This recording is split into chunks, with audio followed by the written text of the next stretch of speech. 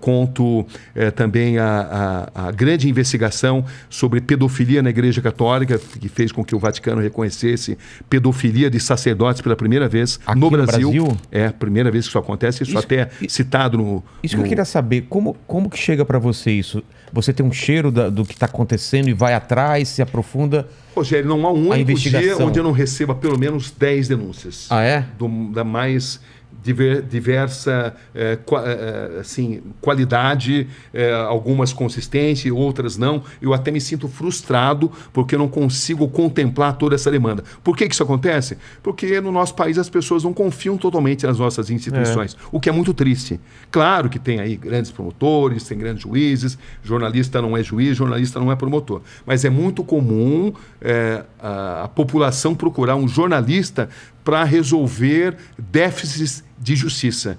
Nós somos um país profundamente injusto, principalmente se você sofre e padece da desigualdade social, desigualdade econômica, né? É uma história muito ampla essa. Mas eu sou muito procurado. Eu imagino. Então, não há um dia onde eu não recebo. Se eu abrir para você as minhas redes sociais e for aqui no Instagram, você vai ver a quantidade, mensagem. E eu fico triste por causa disso, porque eu não consigo atender a toda essa demanda. E como você faz uma Eu triagem? fico orgulhoso porque as pessoas confiam em mim.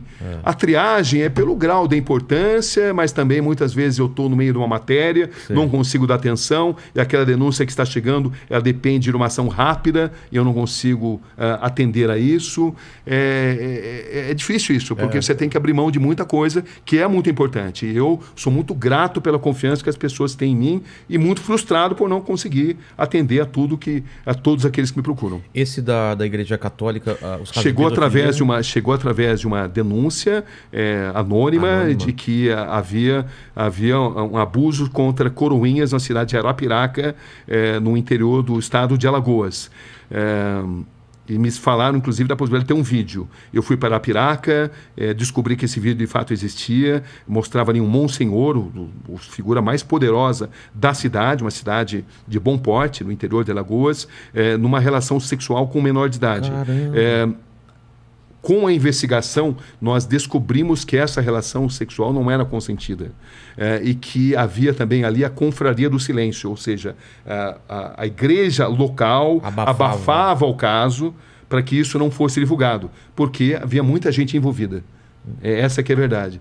Então, a grande dificuldade nessa história foi de fazer com que as pessoas tivessem a coragem de denunciar. E para mostrar que essa imagem, que era de um coroinha, que passou a ser abusado desde 12, 13 anos, não era um fato isolado. E que não se tratava de um ato sexual consentido. Entendi. Ato homossexual consentido, onde não caberia nenhum tipo de reportagem, porque a gente não faz reportagem sobre vida pessoal das pessoas. Entendi. Isso se tornou vida pessoal de indivíduos. Isso se tornou uma reportagem a partir do momento que a gente notou que havia toda uma estrutura destinada a abusar de menores, ganhando a confiança dessas pessoas, usando o poder da igreja local, e isso era feito de forma sistemática e com a complacência de boa parte da igreja. Claro que estamos falando de setores da igreja. A maioria da igreja não concorda com isso. O Papa atual é um Papa que tem feito um trabalho extraordinário. O Papa Francisco tem uma preocupação. Ele mudou a história da igreja porque ele é uma pessoa de muita dignidade, muito corajoso, e ele, de fato, fez uma revolução nisso daí. Mas na época em que a gente fez isso, não havia essa disposição.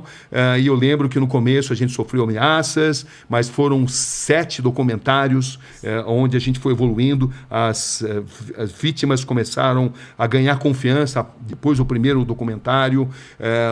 A gente conseguiu registrar as várias ameaças, até uma matéria muito boa de ser assistida, porque ela mostra, a gente conseguia documentar toda essa estrutura que ameaçava as vítimas. As vítimas eram ameaçadas. Se elas contassem a história e eles ficaram sabendo que eu estava lá, elas seriam punidas drasticamente, entendeu? E ao longo de 7 grandes documentários, a gente conseguiu ouvir uma infinidade de vítimas, e o resultado final foi que 3 monsenhores, historicamente, foram pela primeira vez condenados. É a primeira vez que isso acontecia, a primeira vez que o Vaticano... A primeira vez que o Vaticano, já teve outros casos de punição, mas foi a primeira vez que o Vaticano reconheceu casos de abusos de sacerdotes contra coroinhas no Brasil. Essa foi um divisor de águas. Um divisor de águas essa história, um meia-culpa feito pelo próprio Vaticano. Foi muito significativo.